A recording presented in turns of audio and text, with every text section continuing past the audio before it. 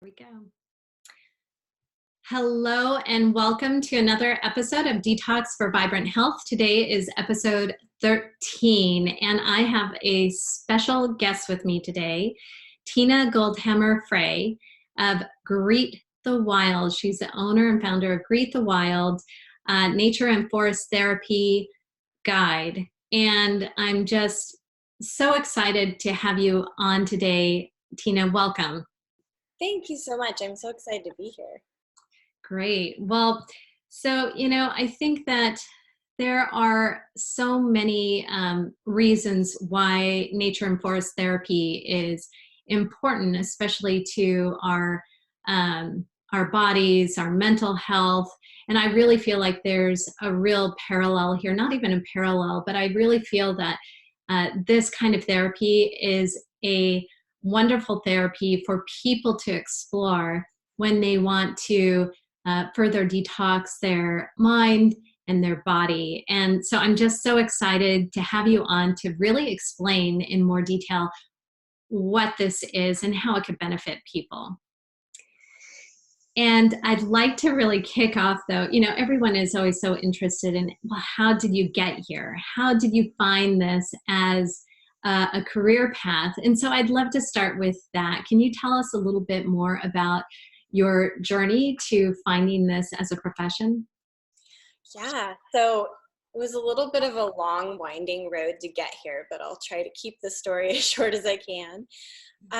So growing up, I always felt really connected to the natural world and to the earth. I spent a lot of time outside as a kid, a lot of time in the mountains. I grew up in Eastern Washington, and I grew up in Walla Walla, and the Blue Mountains are kind of surrounding it. It's in a valley, and I remember on the weekends we'd always go up to the mountains with my family, and we just spent a lot of time outside and camping, and it was just a comfortable place for me.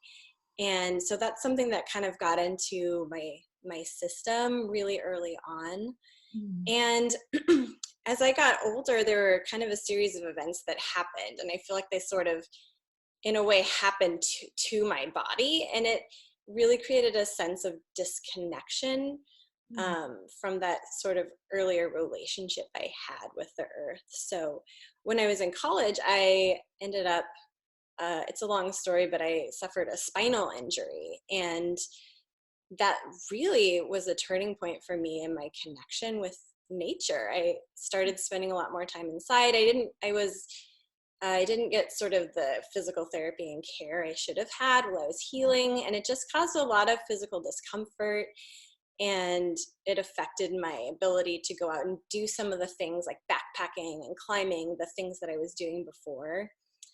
And I spent a lot more time inside and sort of shifted my lifestyle a little bit, which was fine. It really affected my confidence being outside, which I think when we suffer physically in like any sort of injury or pain or chronic illness, it can make us feel a lot less secure and a lot less confident going outside. So that happened.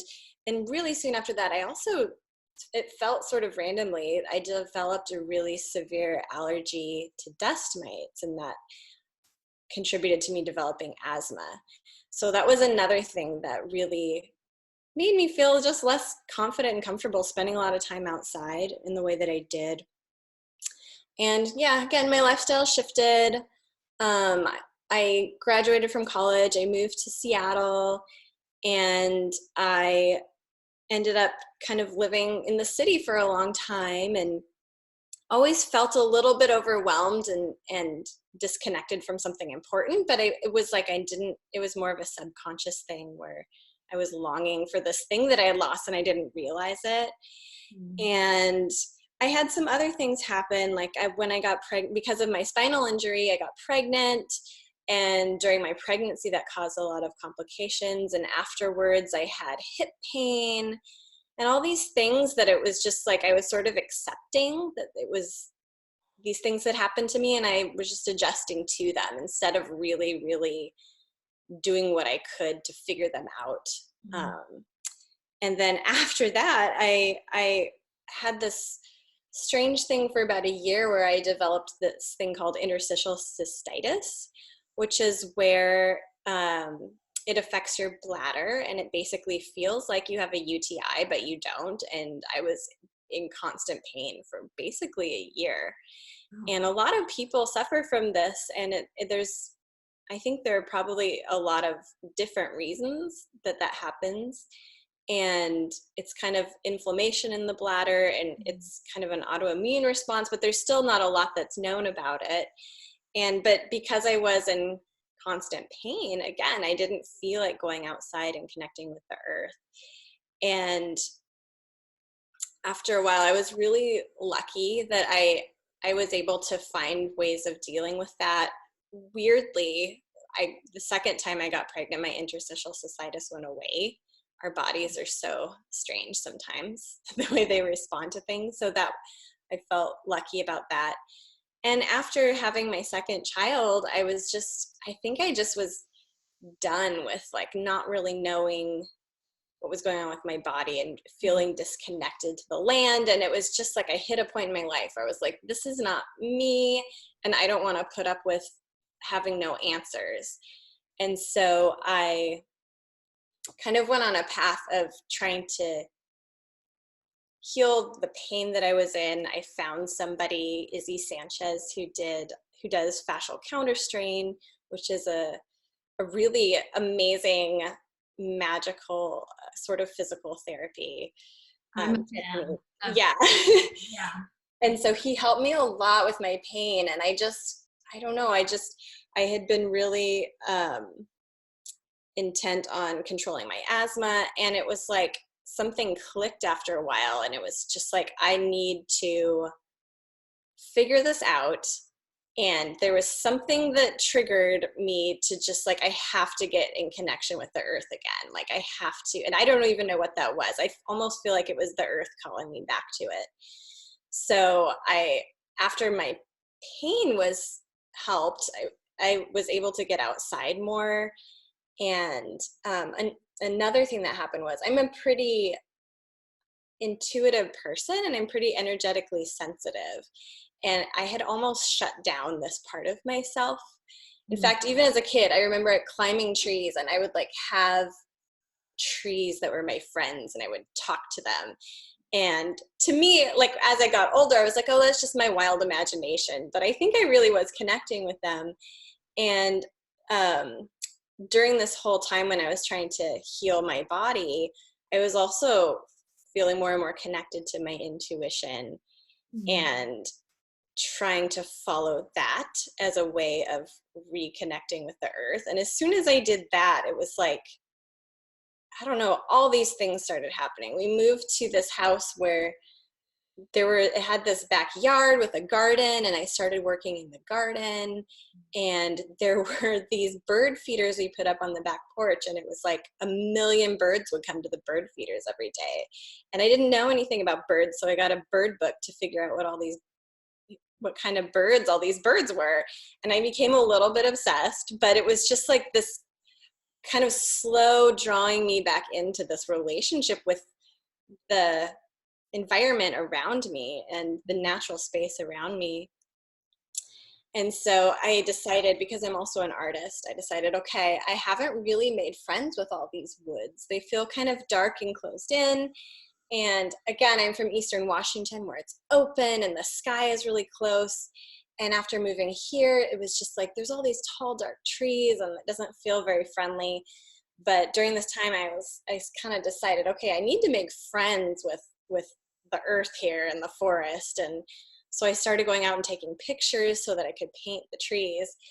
And this thing happened, and I was out one day on my friend's property, and I had decided to just sort of sit there for a while.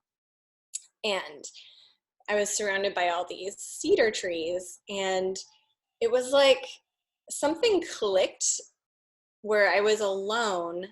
And then all of a sudden it was like I wasn't alone, because the trees had showed up and they were there with me. And I swear I'm not a crazy person, but it really felt like I really felt their presence of these strong beings that were just growing there and living around me. And it was like this reconnection to this thing I had as a kid where I used to talk to the trees. And I was like, oh no, they're still here. And there's a longer story to this, but I really, after that moment, I felt like, okay, this is the forest saying that it's friends with me now. We're cool with each other. After that, the forest didn't feel dark and foreboding. It just felt like we're friends now. And I I felt this strong urge to do something to like help other people feel that connection, because I know so many people who, even though we live here on this beautiful island, we live on Bainbridge Island, and there's all this natural space, there's so many people who aren't actually making friends with it in a way that is restorative and helpful and joyful. And I didn't know what to do. I knew I needed to do this. And after months of trying to figure out, how do I do this? A friend sent me this link to the Association of Nature and Forest Therapy website. And it was a link that said, become a forest therapy guide. And I saw it and I was like, oh, that's what it is. That's what I'm supposed to do. And there were really, after discovering what it was, there really was no question that this is, I feel like I have been prepared for this, like in this process of being called back to the earth, like this is part of it, like this is what I'm supposed to do. So yeah. Wow, that's an amazing journey that you've taken. And, you know, you could clearly see now, I'm sure in hindsight, this constant draw or pull to, um, you know, your experience as a child, your connection with nature. And it seemed to have kind of shown up. It showed up in your life sort of several times, didn't it? You know, sort of this inkling like, oh, something's missing, something, I'm Mm-hmm. just not quite connected back to where I was. And I love that you, you know, took the time to really listen again to your intuition as your body was healing. And I love how your intuition grew as you paid more attention to what your body was telling you. And I think that's really powerful for everyone who is wanting to take themselves on a healing journey, just listening to themselves. And for you, you were also listening to this pull back to nature. And, Mm-hmm. you know, I think I'd love for you to share more about the science of forest therapy, nature and forest therapy. And because I think it'll become a bit more clear exactly what um, happens to someone who partakes in this kind of therapy and how it could benefit them health wise and also mentally. Right. Yeah. So just a little history about the Association of Nature and Forest Therapy, which is who I'm a certified guide through. They got their start. What they do is inspired by the Japanese practice of Shinrin-yoku, or forest bathing. And that sort of got started as a practice in Japan after the shift to a more technology-based economy in the 1980s. Once that started happening, there was a huge spike in autoimmune disease and stress and heart disease and all kinds of things that kind of probably were there before, but there was a huge spike in that after the economy shifted to a more tech-based economy. Mm-hmm. And in Japan, like, people paid attention and noticed this, and there was a huge push to sort of research this and discover why this was happening. So a lot of the scientific research we have about the benefits of being outside and being in the forest come from this initiative in Japan to study this. And one of the things they found, and that they keep finding over and over again, is that time spent outside, and especially in forests, has a direct impact on our health and well-being on every level, but especially it boosts our immune system, it decreases stress, it decreases our heart rate, increases our attention span. And really, and I'll talk a little bit more about the science behind that, but I just want to make this point. To me, it's not surprising that a shift away from time in nature and a shift indoors, it's not surprising that that's accompanied by all these ailments, because we as human creatures, we evolved outdoors. Like, that's our natural habitat, is being outside. So as human creatures, at every level of our being, we are specifically suited to function in relationship with the natural world. That's just how we are as human creatures. And so it doesn't surprise me that there are all these quote unquote benefits, because that's where we're supposed to be. I'm sure there are scientific studies that have, I mean, there are scientific studies that have been done to show certain things that we're discovering that are beneficial to being outside, but I can't even imagine all the things that we haven't discovered yet, or we may never discover, reasons why it's better for us to be in relationship to the natural world, because that's our home. And I think that this is really interesting. This it's such a huge difference between what we've created inside our home and what we've been experiencing throughout, the existence of humanity with nature. We've gone away from, gosh, it's so many different levels, right?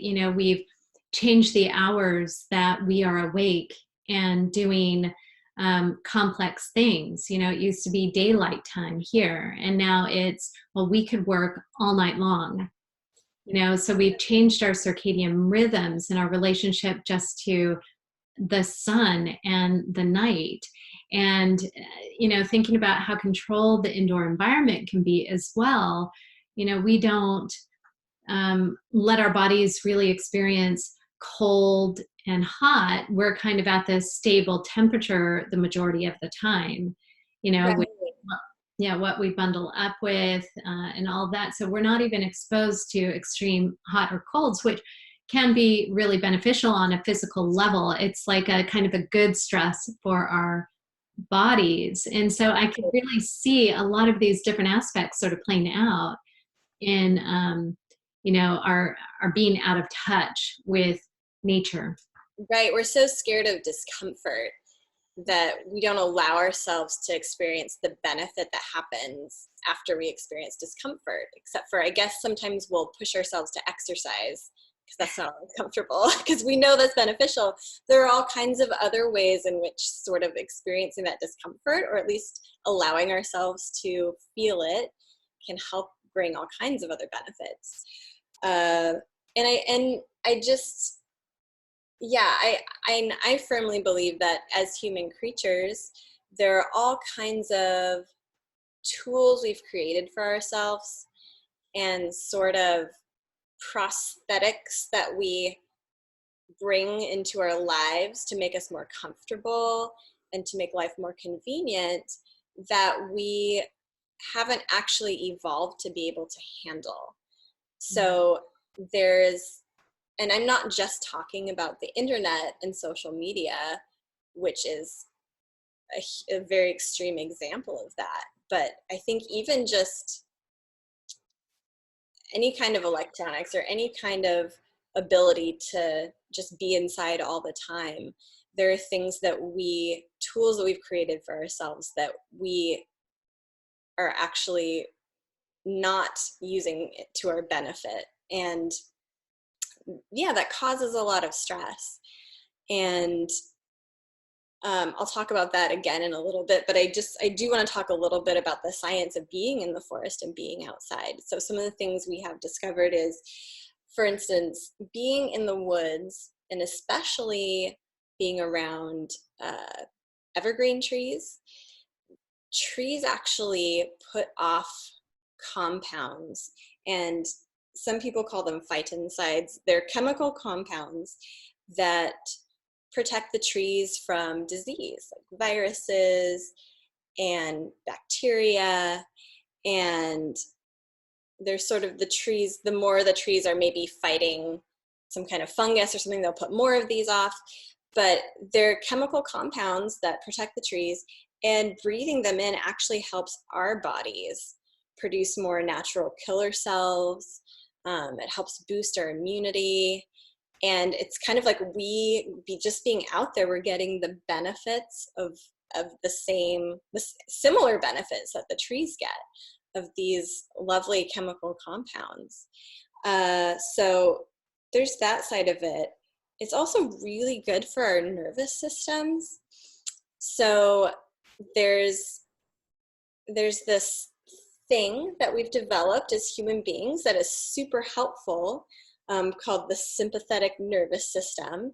And that's the part of our nervous system that triggers our fight or flight response.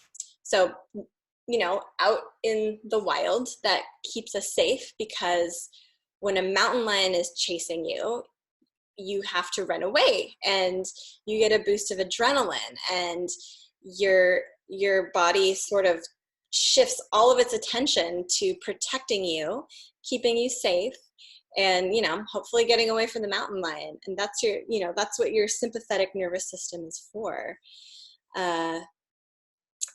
Afterwards, once that has sort of calmed down, your parasympathetic nervous system hopefully will kick in.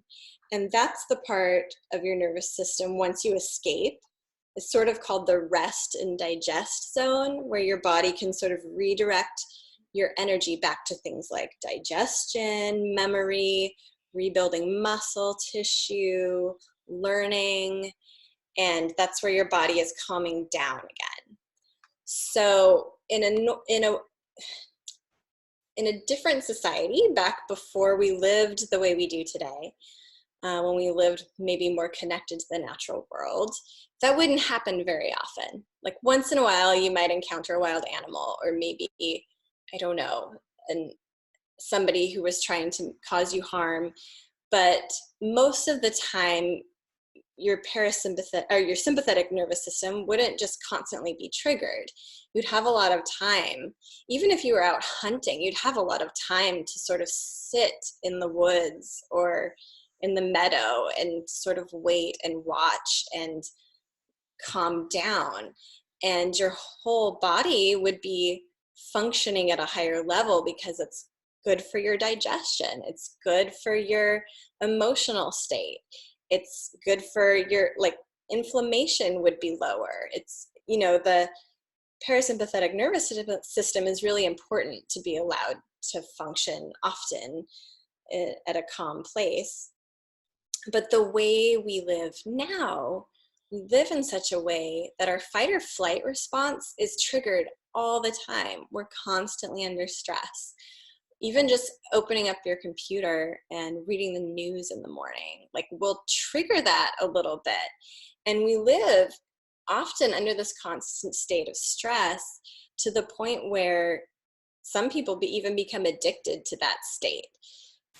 And it causes all kinds of problems for us on every level, health-wise and emotionally. And over time, it can be really horrible for us. And just spending a little bit of time outside every day. I think a recent study showed that 20 minutes is really all you need outside, just sitting there. And it brings everything back down, and your parasympathetic nervous system can be engaged. And this is another example of how something that we use as a tool, like the internet, to figure out what's going on throughout the world, is, to me, something that, again, is something we haven't really evolved to handle. We're not supposed to know about every single crazy, stressful thing that is happening on the other side of the world, and then we have to deal with it. It's something that can be really harmful, I think. And just taking time to stop and slow down and connect to natural space can really help with that. I So totally agree with that. And I think it's really important. You mentioned a couple of things. I was hoping you could explain to, for people who might not understand, the role that natural killer cells play. And this is so incredibly important, I think, as well as, turning on the parasympathetic nervous system to increase intestinal action and glandular activity. And you didn't mention glandular activity, but I remember reading it earlier. Oh, yeah. So just starting with the natural killer cells, our body turns up the natural killer cells when we're connecting with nature, when our parasympathetic nervous system is going. Actually, you said it in relationship to the, I'm going to get this wrong, maybe phytinosides? Phytoncides? Phytinosides? I think Phytoncides, phytoncides. And I think there are a few different terms for these chemical compounds, but that's one of them. Can you tell us a little bit more about the natural killer cells and why they're important? Yeah.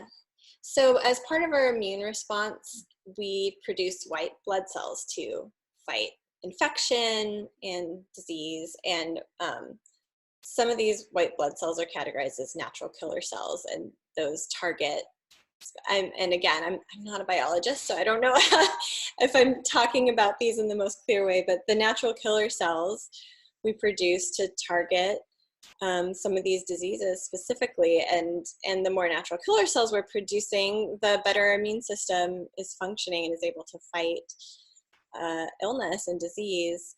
And breathing in phytoncides and being outside, especially with trees, actually boosts our production of these natural killer cells. I So think it helps our immune system function more efficiently.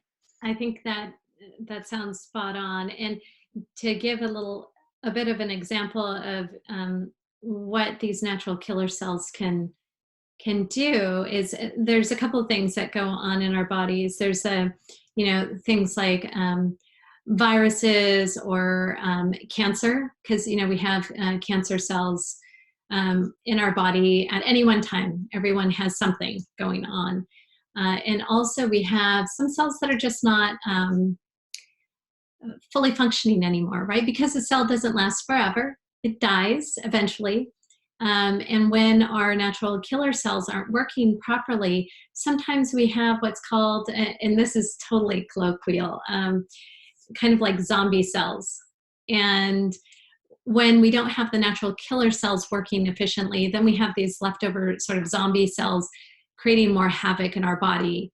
And this all goes back to improving our immune system, right? If our body is constantly cleaning up those zombie cells and taking care of the bad stuff that we don't really want in our body, the cancer cells, and maybe it's even bacteria, they're just gobbling this all up so that it could be destroyed, get out of our body. And wow, that's really so powerful. And I didn't really understand exactly how the evergreen trees really play a role in helping to boost that. And wow, so powerful. Yeah, it's pretty cool. Yeah. And you did mention also, helping with our digestive system. When we're at rest, our digestive system is able to work more efficiently. And a couple of weeks ago, I interviewed a guest, Christina Tidwell, who talked about gut health and the link between gut health and our natural detoxification system, and also the link to many other autoimmune conditions. So it's like there's kind of a double whammy here with forest therapy, it seems. Right. Yes, absolutely. And you mentioned the detox thing that it happens. It's not just a physical detox, I think, that happens when you're out in natural space. It's also an emotional detox. And one thing I've experienced is that it's sort of like you can just shed some of all these extra stressors that kind of I envision things sort of getting stuck to my body, not just in my mind, like, because sometimes your mind can race and go over all the things you need to do, or over like that article you just read that's just like making you upset. or the conversation you just had. And all these things, I think, sort of stick to you in a physiological way.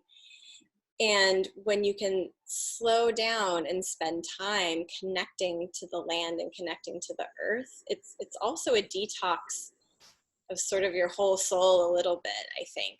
You can sort of shed some of those things.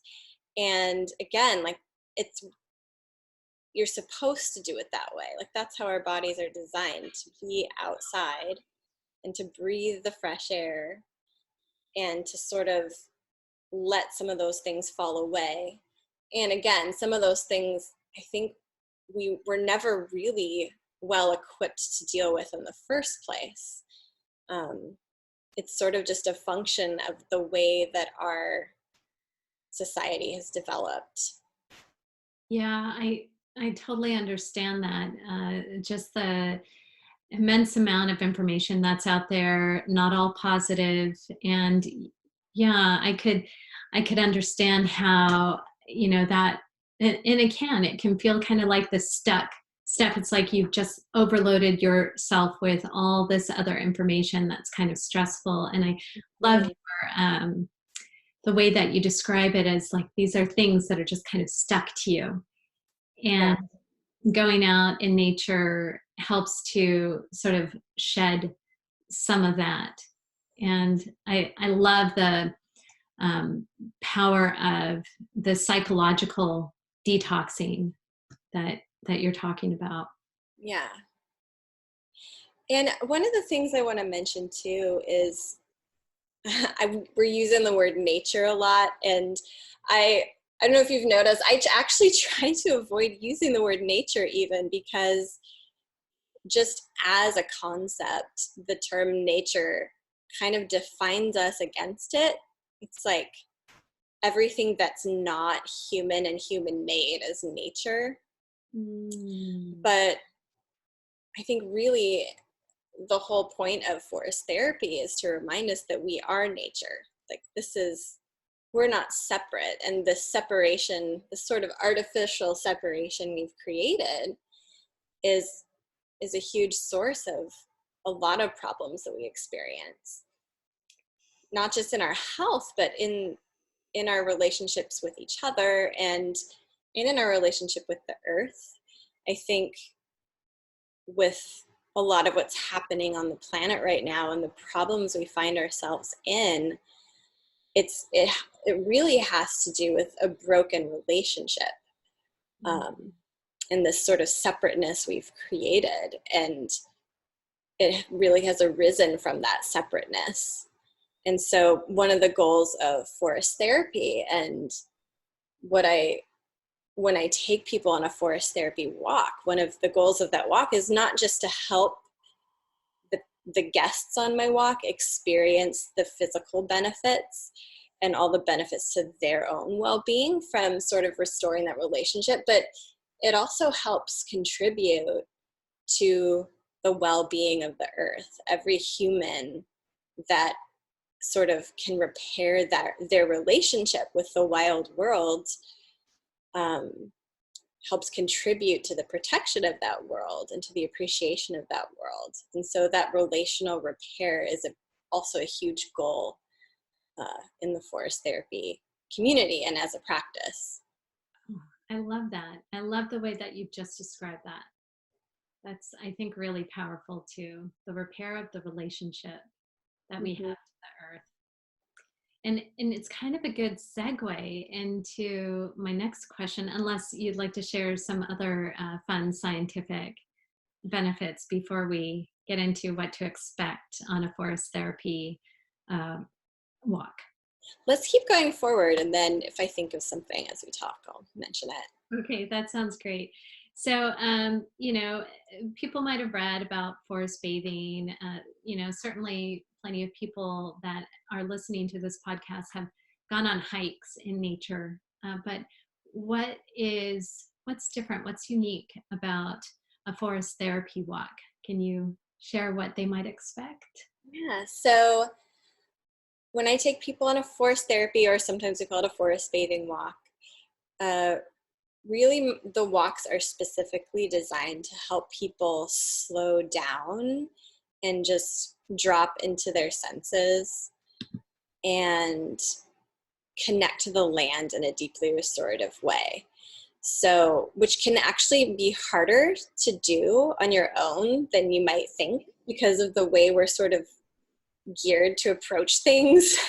It can be really, really hard to slow down and to sort of drop out of your head, sort of into your body and connect in that way. So what I do is I'll usually start out with, it's called pleasures of presence, where I sort of walk people through their senses and walk people through a process of connecting to the space we're in, kind of using all their senses. And it's kind of a way to help people get out of their heads. And then throughout the walk, I offer a series of what we call invitations, which are just really simple invitations and ways to help people connect with the land in ways they might not have thought of. And each invitation involves, there's sensory invitations, so they involve one of your senses. And it's not just the 5 senses, it might be your sense of imagination or I think I call it body radar, where you can kind of use your body to guide you to something. And in the forest therapy community, we say that the forest is the therapist and the guide opens the doors. So I'm not a therapist, I'm a guide, and I'm there to help open doors for people to connect to the natural world in ways they normally wouldn't. And going on a hike is great. Like anytime you can get outside, that's lovely. But oftentimes when we go on a hike, we're just exercising outside, which is great. If you're going to exercise, that's a great place to exercise. But there's so many other ways to connect with the natural world and to connect with the earth other than just hiking. And I know for me, that's one of the things that that kept me from connecting back to the earth sooner when I was suffering from my chronic pain and all this other stuff, is when I thought about going outside and getting into nature, it was like, well, I can't go on a hike. It hurts me. And there's so many things that felt prohibitive. It might trigger my asthma or something else. And it's because all I thought was, well, that means going on a hike. And well, hiking's good. There are just a lot of other ways to connect. And as a guide, I'm sort of there to open those doors for you and give you more ways to connect to the land, and also to hold a safe space for you to do that. Because I don't know, not everybody will go out with their friends and like start going around and feeling all the leaves or smelling what the earth smells like, or creating something out of what you find in the forest, or using your imagination to connect with a tree and what it might be telling you. You know, there are all sorts of invitations I might offer. And I'm there to hold that safe space for you to do those things so you don't feel silly or weird, or, you know, because that's what we're all there to do together. And I'm the one holding that space for you. So that's how kind of going with a guide, I think, can be really helpful, and it can offer sort of a deeper experience. And it is a practice. It's something like you might want to just go on one walk, but I encourage people to, if you can find a forest therapy guide in your area or come on a walk with me, do it multiple times, because just like any practice, like yoga or meditation, it takes practice to sort of know what works for you and what you need, and you can do it on your own, but having a guide can really help you drop into that. And then we end in a tea ceremony, which sort of brings the whole walk together and ends the experience together and helps sort of connect to the land again. So for each tea ceremony, I use tea from some plant that I've foraged off the land that we're on. Wow, that sounds like such a great, just a great therapy to go through. And to end it on that note, it just sounds like it's kind of wrapping it all up together. What a wonderful experience that you provide people with. Yeah, I think so. I think it's really lovely. Hmm. And I would also like to add something to that. One of the things we often do towards the end on our walks is something called sit spot. And this is a practice that you will do in a forest therapy walk, but it's also something that I recommend to anybody. If you're not even sure how to start connecting, I this is just something I think everybody should be doing all the time. Like, this is a great way of getting some of these benefits from connecting to the earth and the land that you're on. So sit spot is basically just finding a spot outside. It can be anywhere. I have a sit spot just off in the woods somewhere that I go to every week, hopefully at least once. But it can also just be, if you don't have a space like that to go to, you can be on your back porch, or you can go to your local park and just sit. And, or if you're in an apartment in the city, like maybe find a way to like put a bird feeder, or just have a window you sit next to and open it up to get the fresh air. And it's just, a sit spot is any place in a natural space where you go and you give yourself permission to sit and do nothing for at least 20 minutes and just notice what's around you. And at least once a week for 20 minutes, you'll start noticing the benefits. And it's something you can do even if you're experiencing chronic pain. It's something you can do even if you're feeling nervous about going into wild spaces. It's something you can just, I think most people can find a way to do. And it's really accessible, and it's a really easy way to start. I love that. I love that. I'm gonna start doing it today. Good. Yay. Wow. Well, so now I know you have a new website, and it's called Greet the Wild. So greetthewild.com, Mhm. one word. And people can also find you on Facebook and Instagram, also Greet the Wild.